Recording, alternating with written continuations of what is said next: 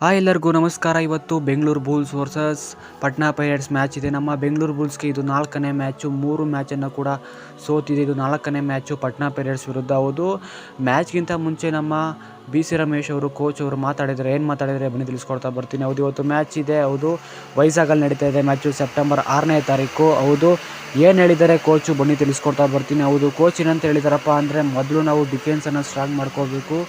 ಡಿಫೆನ್ಸನ್ನು strong ಮಾಡ್ಕೊಂಡು ನಾವು ಮೊದಲು, ಆಮೇಲೆ ರೈಡಿಂಗ್ ಕಡೆ ನಾವು ಗಮನ ಹರಿಸಬೇಕು ಅಂತ ಕೂಡ ಹೇಳಿದ್ದಾರೆ BC ರಮೇಶ್ ಅವರು. ಇವತ್ತು ಮ್ಯಾಚಲ್ಲಿ ಸ್ವಲ್ಪ ಬದಲಾವಣೆ ಕೂಡ ಮಾಡ್ಬೋದು. ಏನಕ್ಕೆ ಅಂದರೆ 3 ಮ್ಯಾಚಿನಲ್ಲೂ ಕೂಡ ಅಷ್ಟೊಂದು ಉತ್ತಮವಾದಂಥ ಪರ್ಫಾರ್ಮೆನ್ಸನ್ನು ನೀಡಿಲ್ಲ. ಈ ಮ್ಯಾಚ್ನಲ್ಲಿ ಸ್ವಲ್ಪ ಬದಲಾವಣೆಯನ್ನು ಮಾಡ್ಬೋದು ಕೋಚ್ ಅವರು. ಹೌದು, ಇವತ್ತು ಕೂಡ ಹೇಳಿದ್ದಾರೆ, ಮೊದಲು ನಾವು ಡಿಫೆನ್ಸನ್ನು ಸ್ಟ್ರಾಂಗ್ ಮಾಡ್ಕೊಂಡು ನಾವು ಆಡ್ತೀವಿ ಆ್ಯಂಡ್ ರೈಡಿಂಗ್ ಕೂಡ ನಾವು ಗಮನ ಹರಿಸ್ತೀವಿ ಅಂತ ಕೂಡ ಹೇಳಿದ್ದಾರೆ ಕೋಚ್ ಅವರು.